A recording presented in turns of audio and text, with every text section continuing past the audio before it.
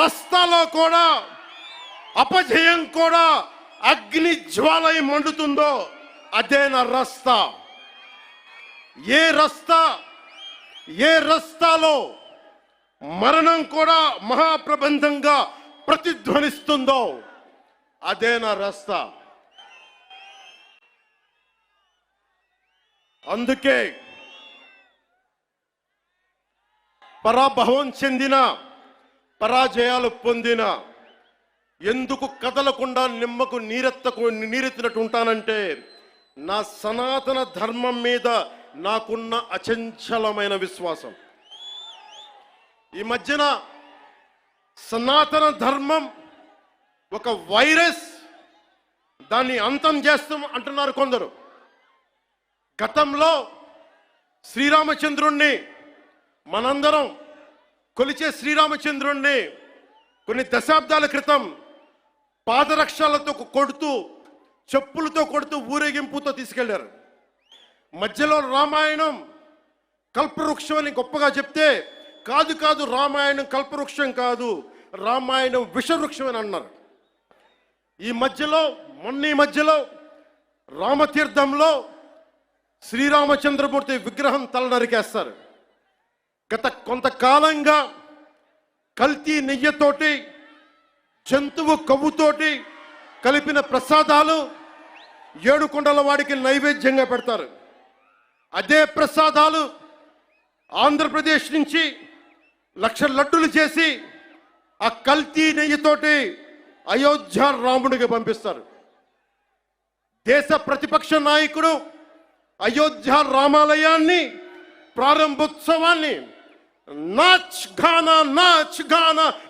గానా సభగా చెప్తారాయన. మా మనోభావాలు దెబ్బతిన్నావు. The honorable opposition leader Sri Rahul Gandhi says Ayodhya ceremony, when he compares to it as a Nachigan Sabha, none of the Sanatani Hindus should not get hurt. We have to be happy about it. And you want the votes of all the Sanatani Hindus to get into the power, to be a political leader, to be in the opposition. And you want all the votes of Sanatani Hindus. But you don't respect Lord Rama. You might hate Modi ji. You might hate us. But don't you guys dare to talk about Lord Sri Rama.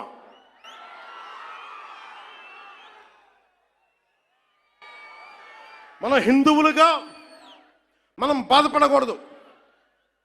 రాముడిని తిడితే బాధపడకూడదు, నోరెత్తకూడదు. అన్నాం అనుకోండి, మనం వెంటనే హిందూ మతాన్ని మొదలైపోతాం.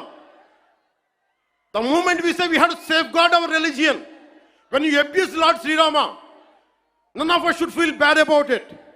The moment we utter our pain, the moment we say our voice, the moment we say we reflect our pain, suddenly we become Hindu fanatics. Would you dare to do the same thing to Islam? Do you have the same thing to do Christianity? No, you won't do it. Because Hindus are a docile society. They believe in karma. Let the God punish them. Let me tell you, we are deeply hurt.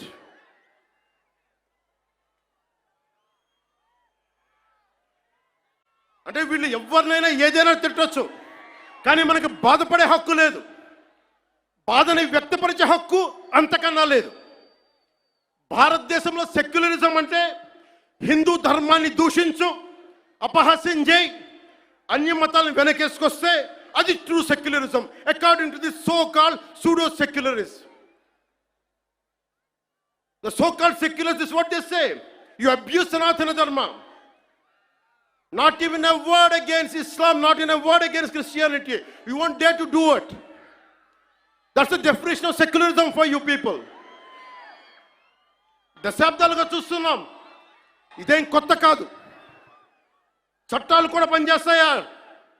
చట్టాలు కూడా ఎలా పనిచేస్తాయంటే సనాతన ధర్మాన్ని పాటించే వారిపై వైపు నిర్దాక్షిణ్యంగాను, సనాతన ధర్మం పాటించే వారి వైపు చట్టాలు ఎలా పనిచేస్తాయంటే నిర్దాక్షిణ్యంగా పనిచేస్తాయి. అన్య ధర్మాలు పాటించే వారిపై ఎక్కువ మానవత్వం, దయ చూపిస్తారు. ఇంకా దూషణ చేసే వారికి కోర్టులు రక్షణ కల్పిస్తాయి. అయిన వాళ్ళకి ఆకులు, కాని వాళ్ళకి కంచాలు. ఇప్పుడు అది కూడా పోయింది, ఆకులు కూడా పోయింది, చేతుల్లో పెట్టి నాక్కోమంటున్నారు సనాతన ధర్మం ప్రాక్టీస్ చేసేవాళ్ళు. ఇదన్నా సరదాగా చెప్పట్లా. ఈ స్టేట్మెంట్ని సబ్స్టాన్షియేట్ చేయడానికి చిన్న ఉదాహరణ. ఈ మధ్యన ఒక యువ నాయకుడు అన్న మాటలు, సనాతన ధర్మం ఒక వైరస్, దాన్ని అంతం చేస్తాం. మీరు ఇలాంటి స్టేట్మెంట్స్ ఒక ఇస్లాం మీద జరిగితే వెంటనే దేశంలో ఉన్న కోర్టులన్నీ స్పందిస్తాయి, నిర్దాక్షిణ్యంగా శిక్షిస్తాయి. కానీ సనాతన ధర్మాన్ని బూతులు తిట్టండి, శ్రీరామచంద్రమూర్తిని పాదరక్షలతో కొట్టండి, అమ్మవారిని తిట్టండి, సరస్వతి అమ్మవారిని ఏదైనా చేయండి, ఒక్క కోర్టులు భయపడతాయి కోర్టులు కూడా.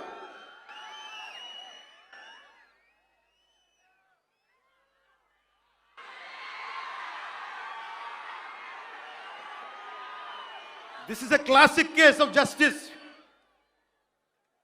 Law applies weakly to the strong and strongly to the weak. This proves majority means not necessarily strength. It could be a weakness also.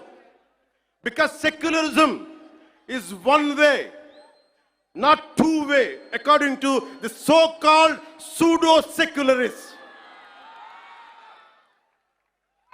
Macaulay ప్రవేశపెట్టిన 18వ శతాబ్దంలో మెకాలే ప్రవేశపెట్టిన cultural imperialism, I repeat, cultural imperialism initiated by Macaulay. వీళ్ళందరూ సనాతన ధర్మాన్ని తిట్టే so call who abuse Sanatana Dharma, you are the descendants of Macaulay. సాంస్కృతిక సామ్రాజ్యవాదం, cultural imperialism, ఇంకా రాముణ్ణి సనాతన ధర్మంపై దాడి చేసే వాళ్ళలో ఇంకా వెళ్ళునుకుంటూనే ఉన్నాయి. ఈ కల్చరల్ ఇంపీరియలిజం ఇంకా చిగురులు తొడుగుతూనే ఉన్నాయి. సనాతన ధర్మం మీద హిందూ దేవతల నిండు పున్నమి లాంటి రాష్ట్రాన్ని అమావాస్య చీకట్లు కమ్ముకున్నాయి. ఆడపిల్లలు అర్ధరాత్రి స్వేచ్ఛగా బయటకు తిరిగే ఈ దేశంలో ఒక్క ఆంధ్రప్రదేశ్ మాత్రం ఎటుపోతోంది? ఓట్ల కోసం గ్యారంటీలతో ప్రజల్ని బురుడి కొట్టించి అధికారంలోకి వచ్చిన ఈ కూటమి పాలనలో పసిబిడ్డలు సైతం జంకుతున్నారు. పొద్దుకు 10 సార్లు పొంగనాలు కొట్టే పోసెట్టి పుంగనూరు ఘటనపై ఏమంటావు చెప్పు? అన్నయ్య అన్నావంటే ఎదురవనా అంటూ ప్రచారాల సమయంలో సినిమా డైలాగులు కొట్టి అధికారంలోకి వచ్చిన ఇప్పటి నాయకులు జరుగుతున్న అఘాయిత్యాలపై, అత్యాచారాలపై నోరు మీద పరేం సామి? రామరాజ్యాన్ని రావణ కాష్టంగా మార్చినటువంటి ఈ కూటమి పాలనలో ఆడపిల్లలకి రక్షణ లేకపోవడం అనేది సిగ్గుచేటు. మాకు మా ఆడపిల్లల మాన ప్రాణాలే ముఖ్యం. బాబుగారు, మీ సొంత జిల్లాలో ఇంత జరిగితే, ఇంత ఘోరం జరిగితే, ఇంత అఘాయిత్యం జరిగితే మీకేం అనిపించట్లేదా అండి? బాబొస్తే అదొస్తుంది, బాబొస్తే ఇదొస్తుంది, ఇవన్నీ దేవుడెరుగు. ప్రాణాలు పోతున్నాయి సార్ మీరు వచ్చాక.